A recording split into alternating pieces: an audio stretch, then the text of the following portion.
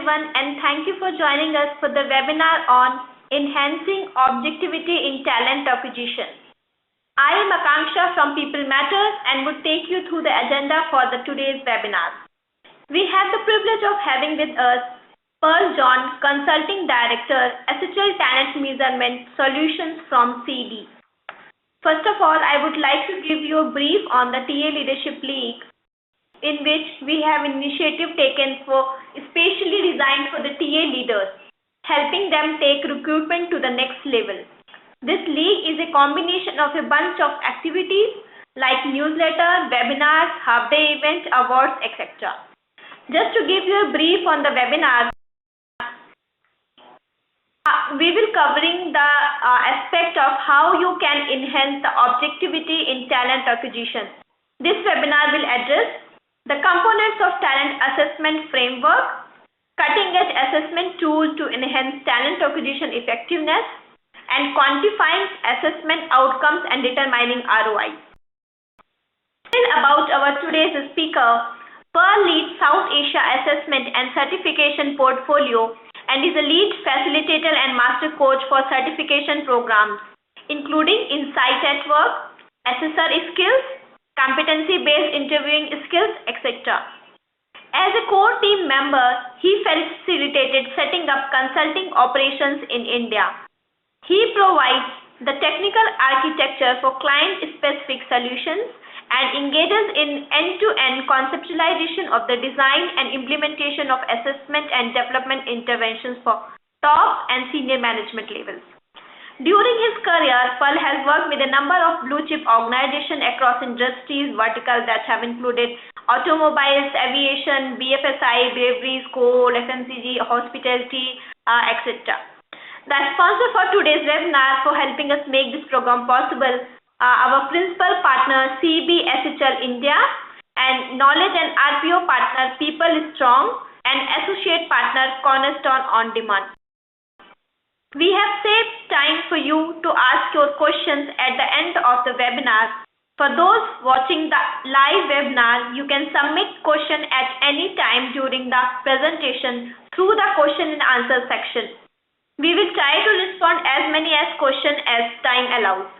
We have a full exciting agenda for the webinar today. Pearl will take the lead, so without any further delay, I am going to hand over the webinar microphone to Pearl. Pearl, over to you now. Thanks, I really appreciate that, and good morning to everyone. Let me outline the structure of the presentation. What I'd like to do is to very quickly capture the environment we operate in and follow that through with the challenges one hears in largely two broad areas in terms of talent acquisition, namely hiring large volumes on the one hand and managerial and professional hires on the other. In the backdrop of those challenges, I'd like to transition into what I consider to be the key components of talent assessment framework, and then highlight certain assessment tools and close the session with measuring the efficacy of the talent assessment component. What I have done is to take liberty to include efficiencies along with objectivity. So what I would like to address is enhancing efficiencies and objectivity in the talent assessment process. So a very quick look at the organizational context that we are operating in. We are in organizations that are flatter, more matrixed, that jumps between roles become larger and larger. The war for talent is hotting up, and the Gen Y, the millennials, are really coming in large hordes. And there is this hyper competition and the changing business environment that calls for agility to respond with different skill sets as and when the business requires it. And in that context, the old adage, people are your most important asset, is wrong. People are not your most important asset. The right people are, perhaps sounds very, very well. It is only talent if you can use it, and talent needs to have a direct link to business strategy. And the key efforts of talent acquisition specialists and HR generalists and the organization's leadership is to ensure that the right people are in right place to deliver organization's strategy, goals, and objectives. As organizations evolve and sophisticated processes are embedded, one of the key challenges contending organizations is to ensure that we have the right capability and motivation which are aligned with organization's needs. In an increasingly competitive world where strategies are fluid, hierarchies have been delayered, and the core business processes optimized, expectations of potential employees are constantly changing, it is critical to differentiate the best from the rest. Increasingly, what we do realize is the inefficiencies of fragmented people processes and practices of the past that are re-engineering the people value chain. Acquiring, onboarding, and developing and aligning and engaging people are all becoming part of an integrated people strategy, not a disconnected group of activities. And the core thread that seems to run across these integrated processes is the ability to make timely and effective decisions that align people with roles, not just from a skills and experience perspective, which probably is rather easy relatively, but more importantly, matching the less tangible aspects of the individual's potential and motivation, which becomes critical. Any approach to assessing talent, in my view, should necessarily be objective, and we need to make a conscious effort to minimize subjectivity and potential biases that tend to creep in the assessment process. They also need to be reliable. I would need to ensure they produce consistent results. And key is they need to be valid, which essentially means that they need to measure, predict what they claim to measure or predict. And I also would like them to be fair in terms of non-discriminatory and provide a level playing field across the entire talent pool that you are potentially assessing.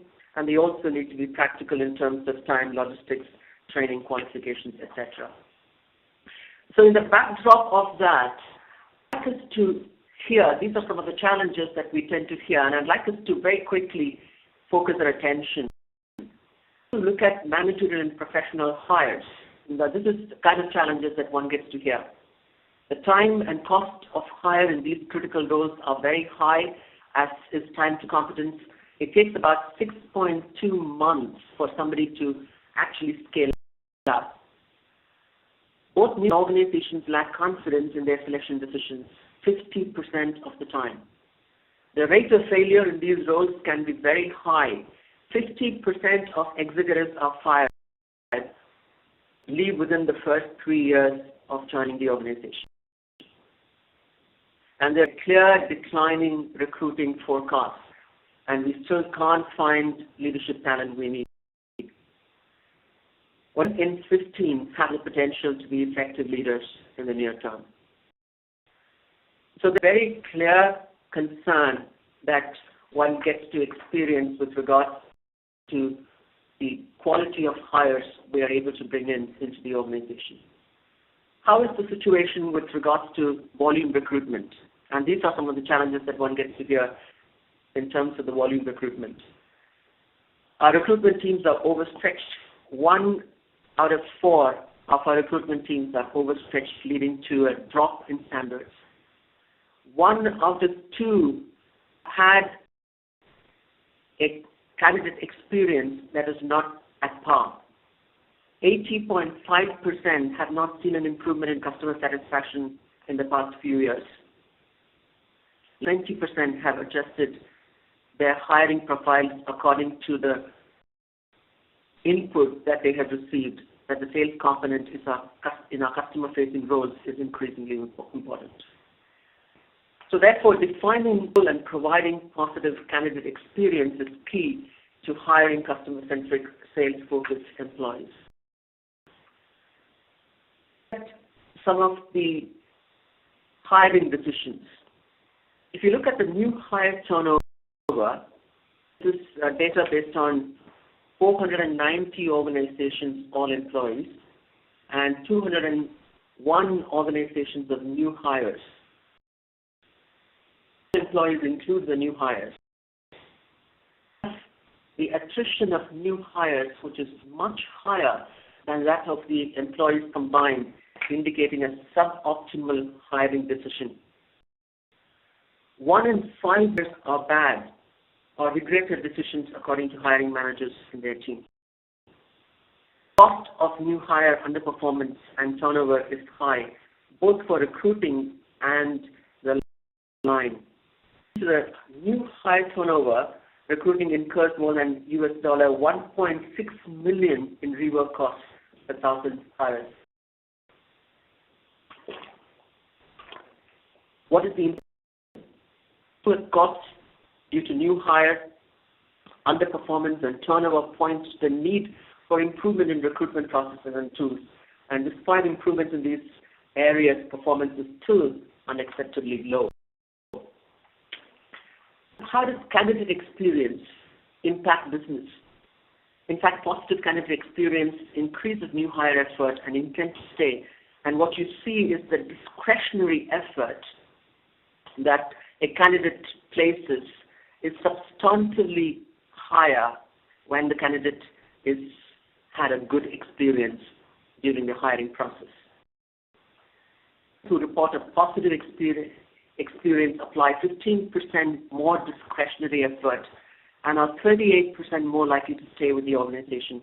Creating a positive candidate experience is necessarily a business imperative. And therefore, in that context, I'd like us to say what is a framework that I could introduce to be able to manage the entire talent assessment seamlessly. And this is my recommendation. The first piece is for us to understand the business context within which our businesses need to deliver results. Not until we have real clarity on that can we start to understand the people capability that will drive those results. So equipped with that clarity, the need is to articulate the key facets of the capability framework that needs to be tapped into. What we find is a higher focus on functional competencies, while others tend to focus on experience and motivational aspects. Given the complexities involved in today's highly demanding work environment, organizations cannot afford to adopt a fragmented approach. Finding and matching people with roles to define the competencies, behaviors, skills, motivational drivers, and experience that we will need to be able to integrate that into differentiating world-class performance from mediocrity. This is not a one-size-that-fits-all kind of a phenomenon, and the need for us to define what are the threshold requirements that we need to focus on. And this, for example, could be a sales job in a multinational environment. So what is, from an ability standpoint, what are the critical pieces that a salesperson needs to necessarily demonstrate? From a verbal capability, from a numerical aptitude, from a personality standpoint, and at what compliance to systems and processes does the person need to necessarily have? From a motivation standpoint, what is the level of drive to excel do we need to tap into? The minimum must-have for anyone vying for a sales role and should necessarily possess this if one is looking for a possible role within the organization. Now, it's very important for one to demarcate and highlight the functional and the behavioral competencies. Very often, organizations tend to place a higher premium on functional competencies. Now, it is critical for one to look at the balance in terms of the functional and the behavioral competencies. It is equally important for one to define the assessment methodology to be employed and standardize the process. Very often one tends to get into a conventional mindset saying, this is how we've always done recruitment out here, and therefore continue to have walk-ins. Perhaps reflecting on the methodology could potentially yield a smarter, swifter, and sharper model that is efficient and provides greater candidate experience. It's very important for one to recognize, to identify what are the results that a particular role needs to deliver, and how do I quantify those results and tabulate those, and what are the capabilities that somebody needs to bring on table, those behaviors in terms of how those results will have to be delivered. And in terms of the potential from an assessment standpoint, how consistently will this individual deliver what he is expected to deliver? What is the stretch that is possible for someone to be able to deliver at a higher plane. Therefore, in my view, it's very important for us at the deployment phase for us to articulate these key components comprehensively, which in turn will enable us to be well equipped to handle the entire assessment process. Moving on to the second element of the framework, which is differentiate. Differentiating the applicants for assessment in relation to the requirements employing a robust assessment mechanism is an imperative. It is at this differentiate stage that a high degree of inefficiency creeps in. There is a high degree of subjectivity that tends to also creep in here.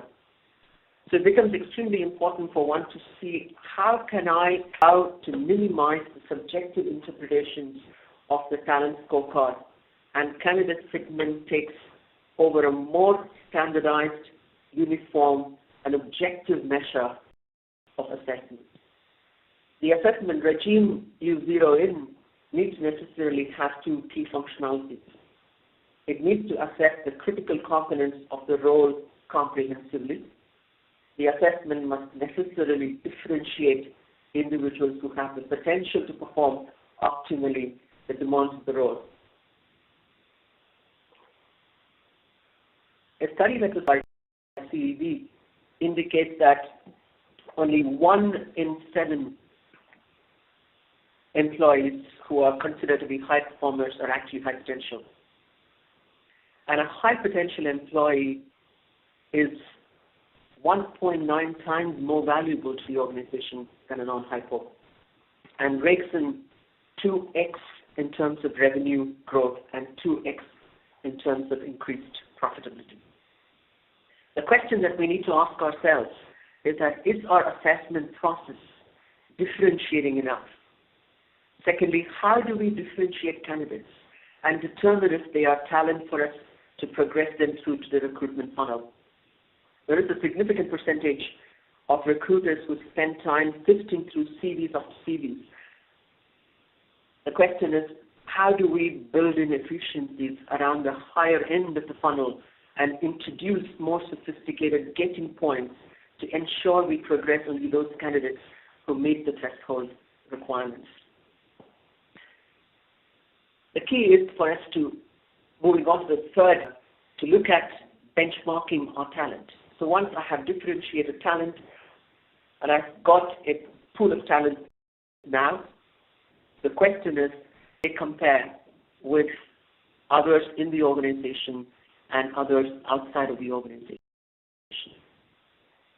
Benchmark should necessarily trigger you to consider, how do I constantly improve the quality of the talent and the process so that the entire experience is something that is richer both for the candidate and for the organization.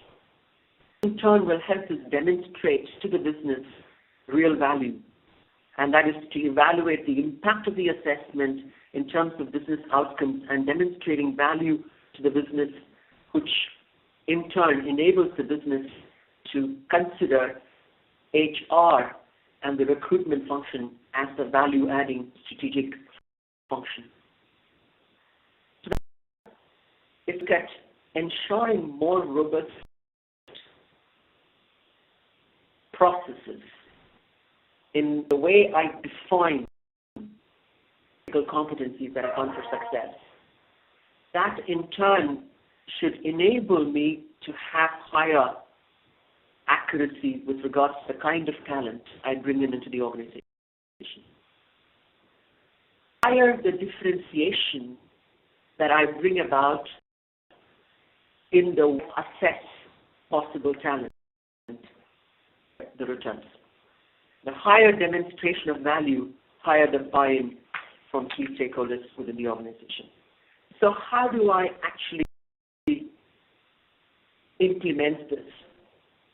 So in terms of enhancing efficiencies in the talent assessment process, the recommendation is for us to adopt a multi-pronged approach to integrate such that we have a very efficient process which not only enhances candidate experience on the one end, but also, on the other end, brings in significant objectivity to the process. The key pieces will be for me to sift out candidates. When you screen out a large group of candidates who don't necessarily fit into the role, this is clearly the first stage in this process.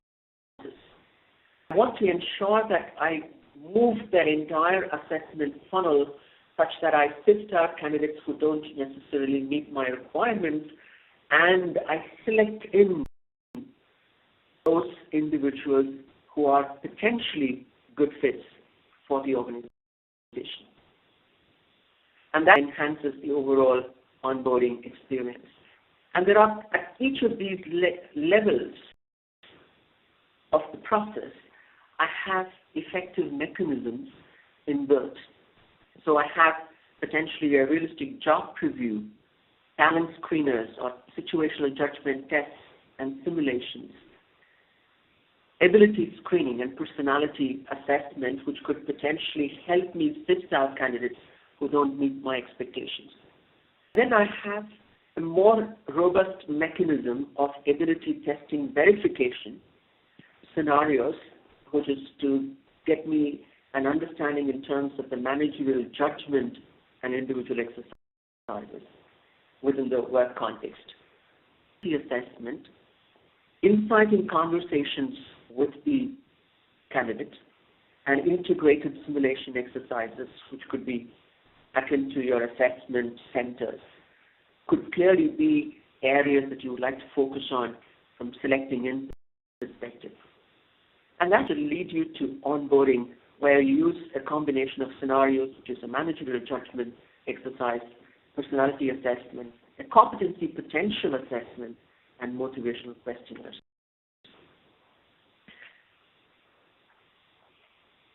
What this sifting process will do is it reduces the time to hire significantly. It increases the likely success rate of candidates entering the formal assessment process because they have been put through a gating process, and a significant reduction in the person hours spent managing the sifting process, and also a decrease in costs associated with selection errors. So there are clearly a range of potential benefits of adopting this model. So the recommendation is for one to use a bespoke model where you sift out candidates using a combination of RJP, talent screener, and ability assessment, and you select in candidates, again using a combination of ability, personality, and simulation exercises. Perhaps it's a good idea for me to very quickly indicate for you various psychometric tools that can help in this process. You have measures of typical performance. Personality and motivation are essentially psychometric tools that taps into measures of typical performance. Personality measures the style or inclination of an individual to do what he does or she does. Motivation measures the energizers, and they are also known as will do or want to assessments. We also have psychometric tests, which are measures of maximum performance. They're essentially attainment or knowledge skills. They basically focus on measuring readiness. And the aptitude assessments, which measures the potential. It can also be called as can-do or know-how-to tests. So it's important for one to ensure that one has a combination of typical performance measures and maximum performance measures to be able to allow for significant understanding of the various components.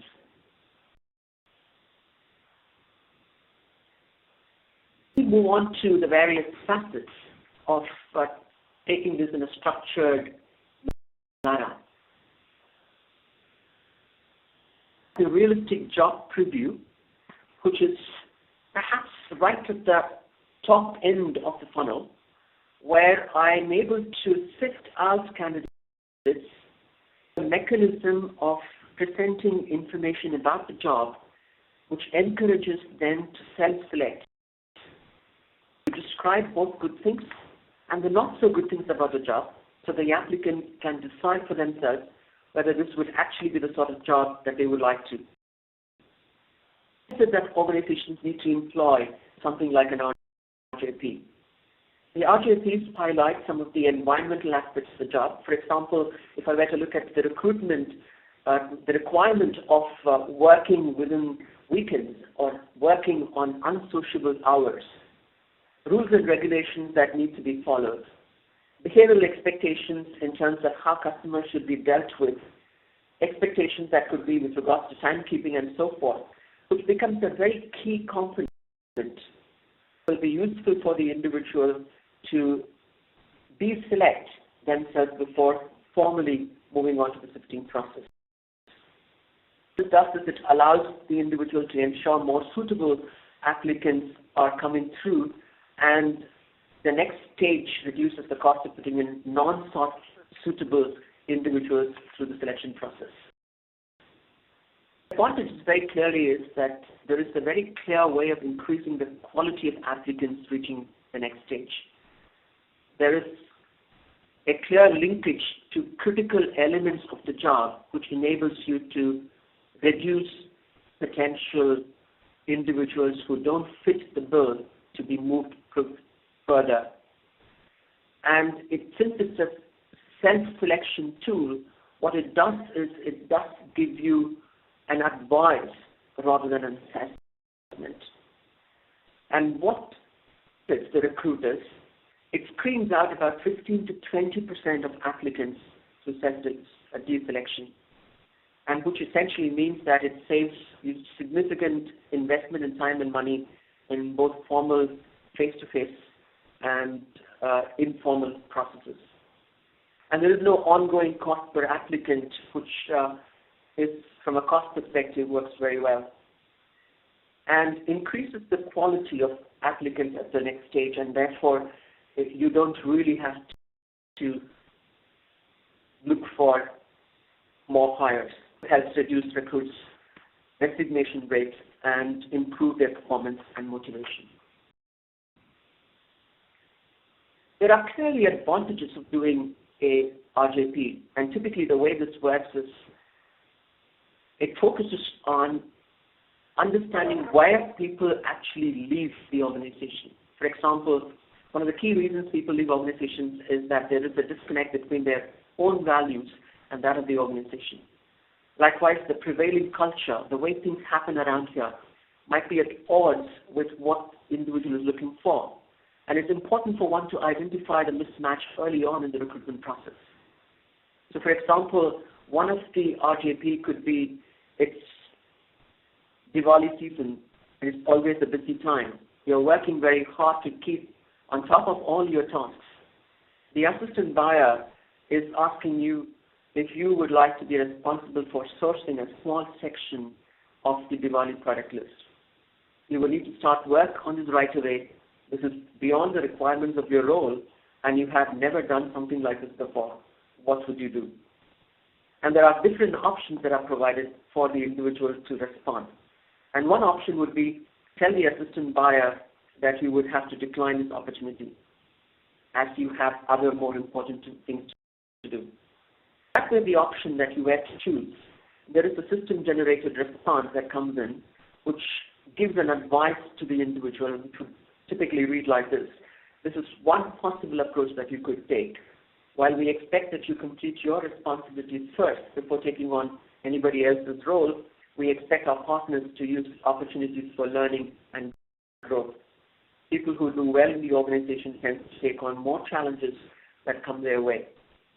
Your answer suggests that you are unlikely to enjoy the role of buying administrator in the XYZ organization. So please reconsider if you would like to progress your candidature. And organizations using RJP have found this to be an extremely powerful way of bringing in a reduction in the number of potential applicants to a more manageable number. And a range of organizations have actually adopted this, including Swarovski, which is the crystal jewelry player. Moving on to the talent screener, It's a bespoke tool that comes under the umbrella of situational judgment tests. Now, these are tests designed to measure judgments in workplace settings. Content is presented with a problem or situation and a range of possible responses to the situation which are asked to be chosen from. The design of a talent screener begins with job analysis and to understand the various components of the job and the specific elements that have a key focus around ability, personality, and aspects which could be counterproductive within the context of the job in question. The version of the talent screener is validated within the organization to ensure that it provides both content and empirical validation so that it enables you to reduce the talent pool to a considerable degree, about 30 to 40% is what one would look at. The talent screener primarily focuses on having a high empirical link with cognitive intelligence and personality in terms of direct and indirect links with conscientiousness, emotional stability, and decision-making and judgment comes from. And what it does is it identifies qualities that are hallmark of top performers in specific roles through job analysis and other methodologies. We have organizations that have actually implemented this and have found this to be extremely powerful tool in terms of identifying and helping them to better 75% of line managers rated on-job performance of those coming through the talent screener as better. 76% of the high scorers rated exceeding or outstanding performance in their 6 months appraisal. It also allows for faster mobilization of individuals. Led to 30,000 man-hours in the recruitment process through 33% increase in applicants being screened out, 18% reduction in applicants failing to attend interviews, and 45% increase in success rates to applicants at interview. So there is a very clear way to manage to bring that large number to a more manageable number using the talent screener approach. How do I further crystallize and bring in efficiencies into this process? I could use the ability assessments.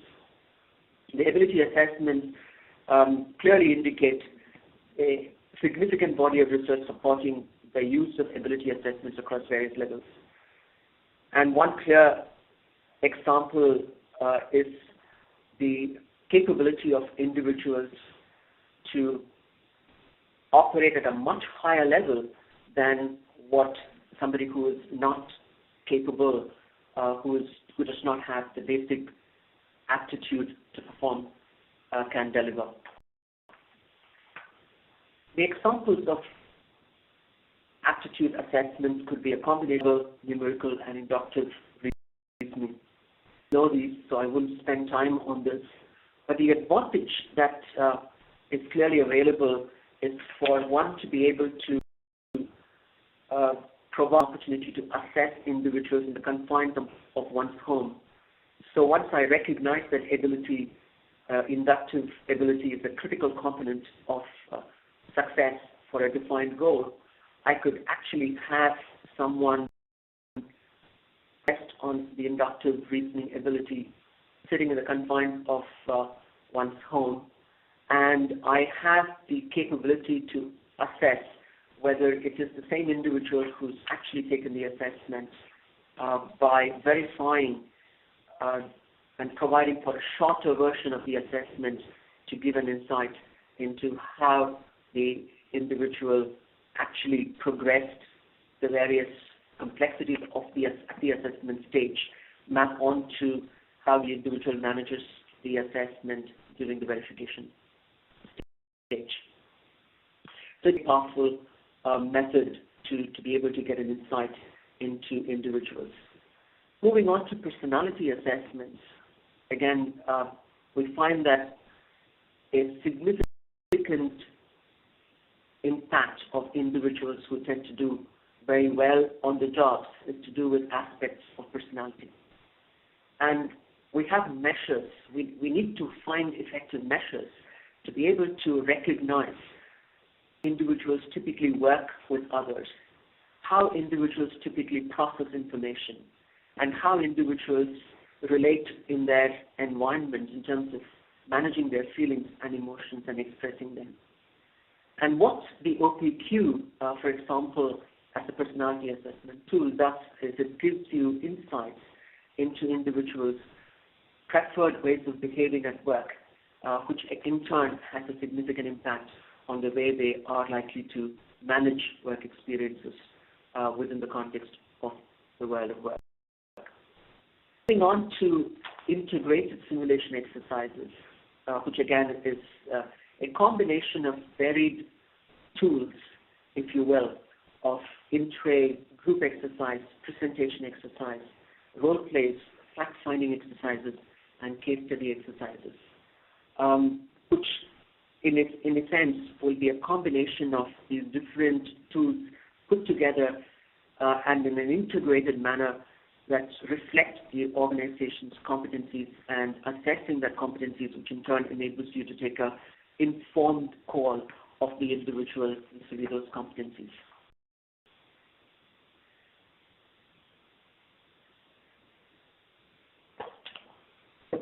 The objectivity is brought in by inciting conversation that I referenced early on in this presentation. The key is for me to deepen my insights. Very often one is looking for easy solutions, fast solutions. If I were to not be willing to spend sufficient time invested in a individual during the interview stage, I probably will not be able to make an informed assessment of the individual. So the recommendation at senior levels is for one to really spend time inciting with that individual. And deepening that insights will in turn fast-track the objectivity. And useful for us to remember Carl Lewis, the 100-meter champ, and use this methodology called OCAL, which is you open the competency or open the area of focus in that interaction up. And then you back it up with evidences that are able to be generated.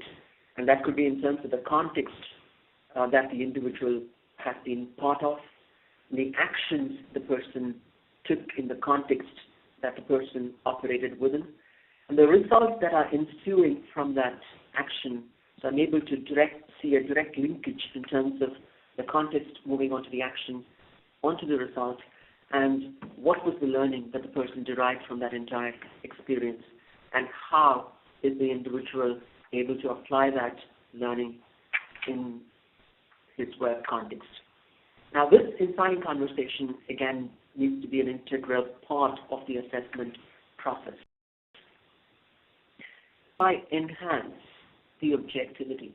One of the key problems that very many organizations tend to focus on is the problem of rating. There is that halo effect. Just because somebody is a fan of Peter Drucker does not necessarily mean that he is great at strategic thinking. Or you have a tendency with regards to central tendency, I don't want to rate somebody too high or too low. Or the tendency for one to be rather lenient, I don't want to penalize somebody. The contrast effects. He was much better than Manish, so I'll give him a higher rating. Or the clone, where I want someone like me to be part of my team. Now these are clearly problems that contend the sense of objectivity and brings in a high degree of subjectivity to the entire assessment process. So how do I bring a higher degree of objectivity to the assessment? The key is for one to really prepare oneself thoroughly. Often we find that individual interviewers don't spend time reviewing the resume, reviewing the questions that one needs to ask the candidate. And as a consequence, you find that the entire interview experience becomes a very one-sided process.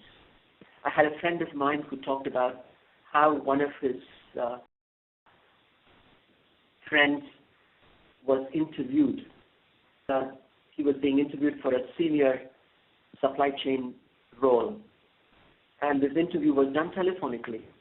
And he had an interviewer who was again a senior individual from the organization that he had applied for this role, had called him and said that, what is your experience with supply chain management? This interviewee was a very smart interviewee, so what he said is the same as with people management. And the next question essentially was, what is your experience with people management? And instead, his friend actually took the next 40-odd minutes about his people management capability. And the interviewer had lost focus on the supply chain management issues that she started the discussion with. And that's essentially the problem, where you don't have a structured approach towards assessment. So it's very important for one to prepare oneself thoroughly and maintain concentration and attention during the entire process. And being fair and impartial to all candidates is again very important. It's very possible that I might have my predilection that tends to color my perspective about individuals. And the focus needs to clearly be on behavioral evidence, not subjective feelings. And this becomes even more critical when I were to engage in a one-to-one conversation in an interview context, or when I were to be involved in assessing an individual in an assessment center. It's very important for one to focus on the behavioral evidence that is being tabled by the individual. And also suspend judgment consistently.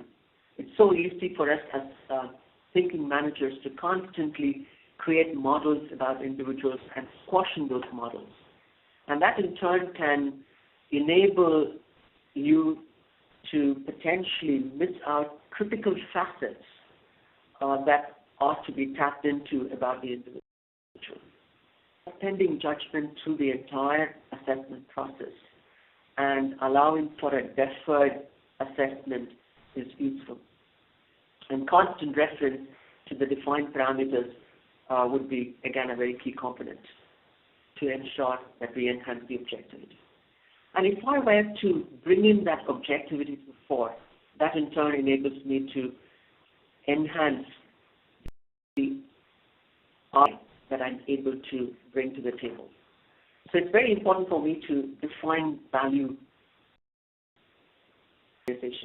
and demonstrate that value to the organization from that assessment process.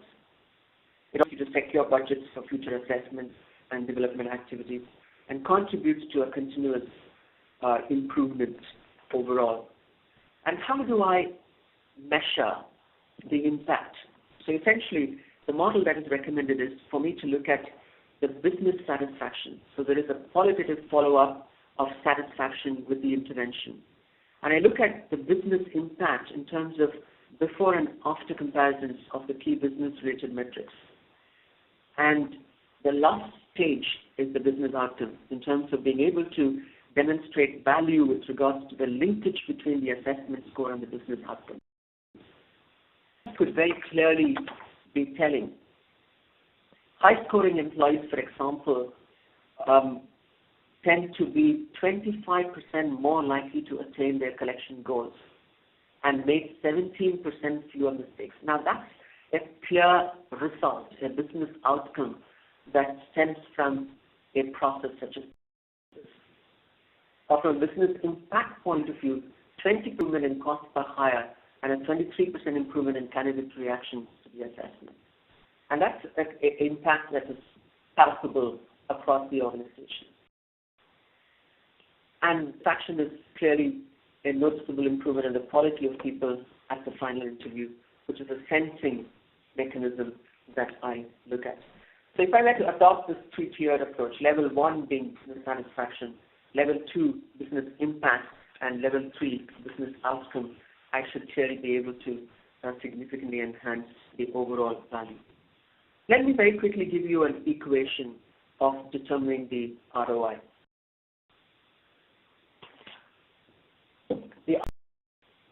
In rupee terms, is are we into Z dash into SDY into N minus C. Now let me explain what each of these actually means.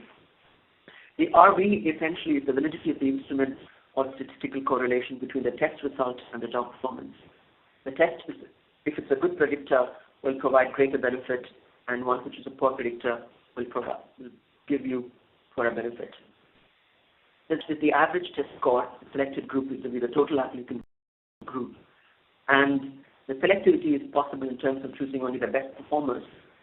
And of course, it is clearly dependent on the original applicant pool. So if you have a group of people really good, the selectivity will not necessarily be higher. But if you had a group of people who just mixed, but you had people who are selected, whose scores are significantly higher than the general group as a whole, then you have a great ROI.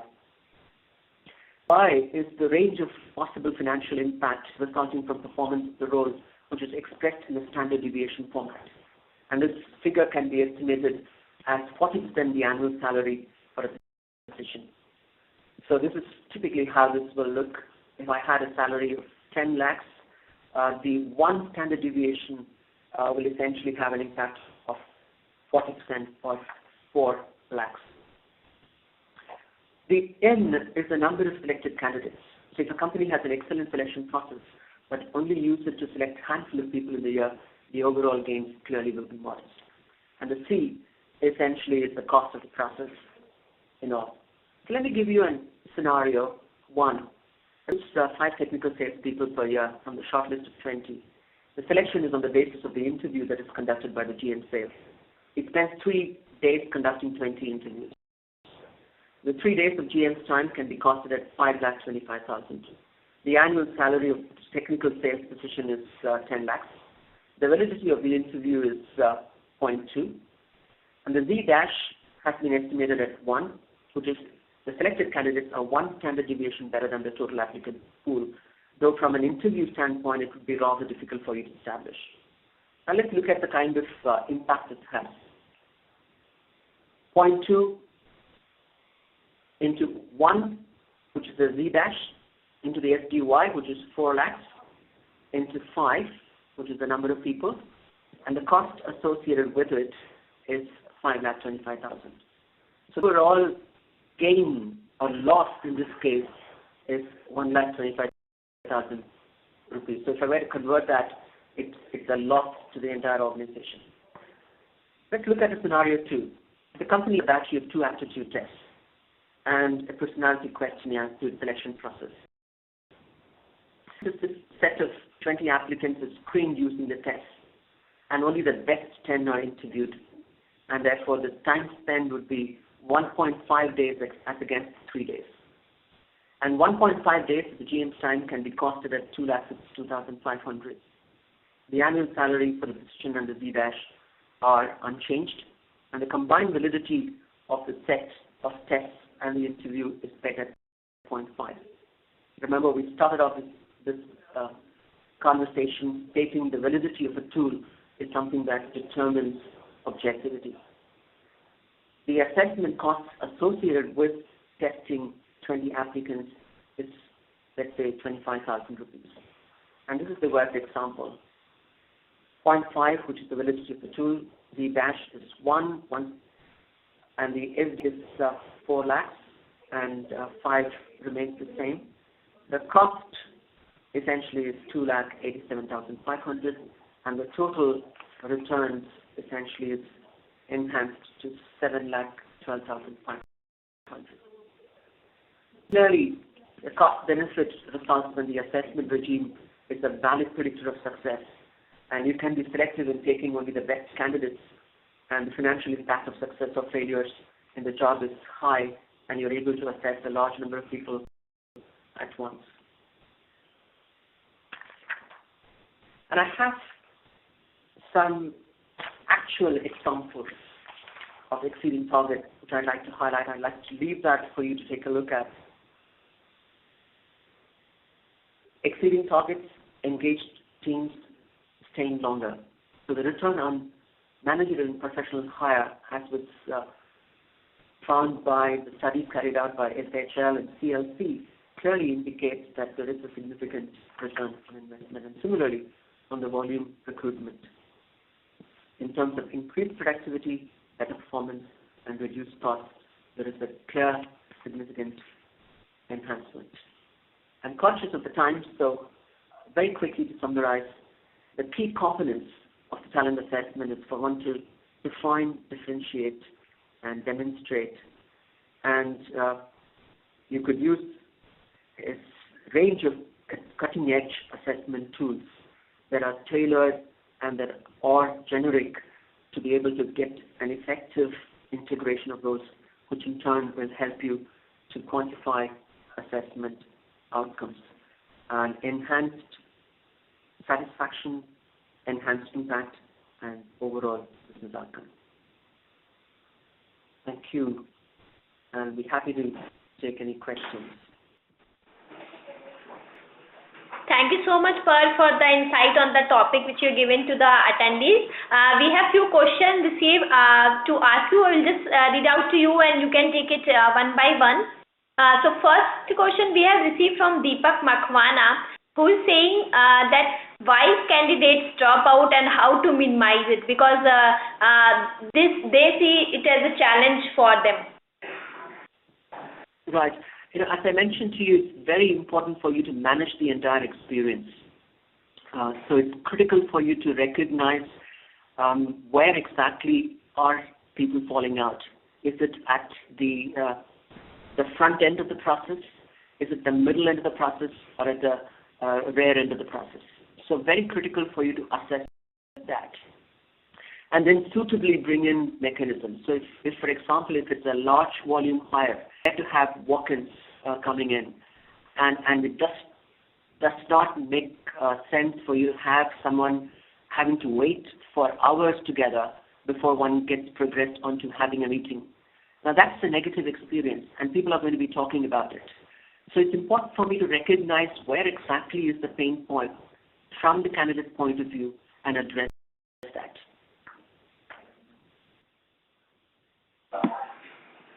While we have a next question from Ashish Verma, who is asking, how do you calculate ROI on your hires when you are working on not services IT model?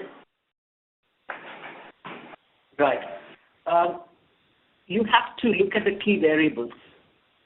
What are the key variables that we are looking at? One clearly is for me to assess the validity of the assessment process.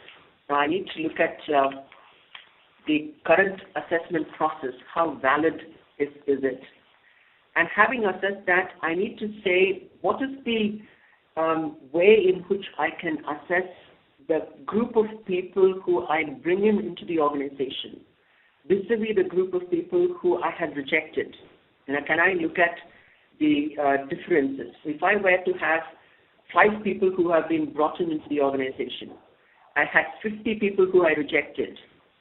If I were to assess the overall correlation of assessment results vis-a-vis the group that got selected, vis-a-vis the group that got rejected, higher that, the more ROI, more return on investment would I get.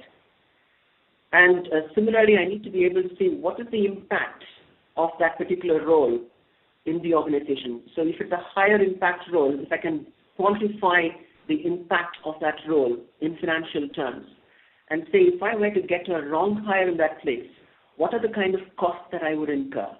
And what are the implications of those costs? Quantify those and look at the overall numbers. So I would strongly recommend that you use that methodology that I have given in terms of RV into Z dash into SDY into N minus the cost. And you should necessarily be able to get this worked out. And if you need support, I'd be happy to assist you in that.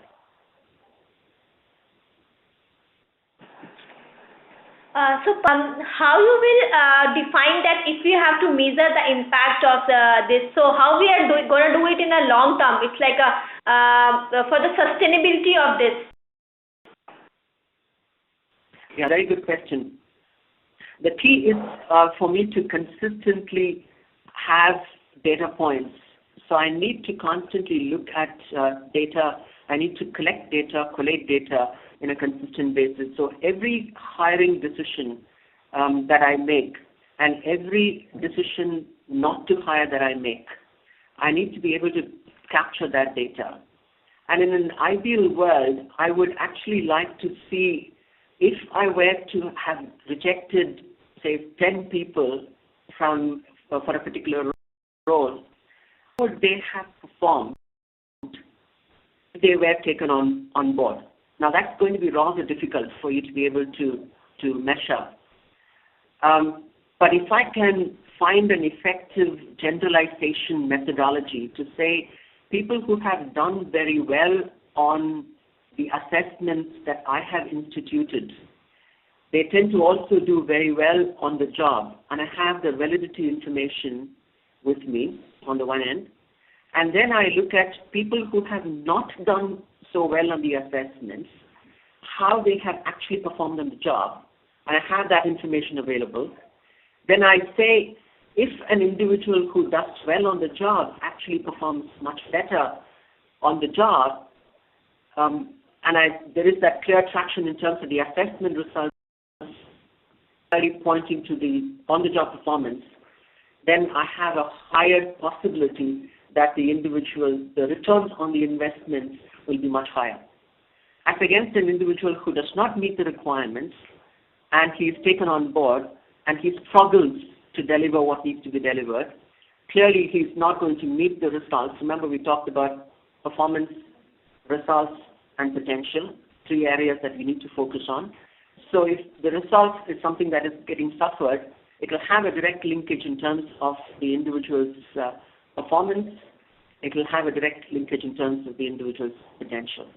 So it's important for me to capture these different data points and integrate that to be able to have a sustainable model which can constantly be revisited, and the yardstick will constantly move. The goalposts will constantly move. So you need to be in a position to consistently capture data and use that for your assessment.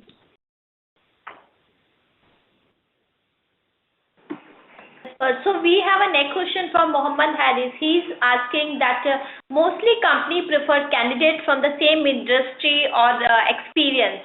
What do you think? Is it a right practice? It depends on which level you are looking at. At the more lower levels, where the incidence of the functional competencies tends to play a more critical role, it perhaps is a good idea for you to look at people coming from the same industry, because there is a high instance of the functional slant of the individual determining the efficacy of the individual on the job. At the mid level, it potentially is, by and large, a split of 40-60. So 40% could potentially be to do with the functional competency, and 60% to do with the behavioral or leadership competencies. So that's potentially something that you may want to consider. At the top levels, clearly I would look, it's not going to be a key determinant, and I would be happy to consider people from outside the industry, and they could be very well in the roles that they would be occupying. So it's largely dependent on the levels that I'd look at. And one step further to that is, if I were to focus on the competencies and an individual demonstrated the competencies that account for success, it perhaps is very useful. So much, Pearl. So in view of time, we will take no questions. So we have few more questions lined up. We'll send it to you so you can take it offline. So with this question and answer session, we're going to wrap up today's webinar. For more updates around the events plan, you can visit our website peoplematters.in/events. Once again, we thank today's presenter, with principal partner CBSHL India, knowledge and RPO partner People is Strong, and associate partner Cornerstone On Demand.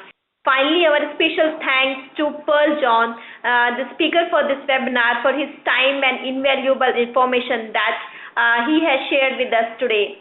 I would like to thank everybody in the webinar audience as well for participating in today's presentation. We'll come back to you many more. That concludes today's webcast. Thank you, everyone.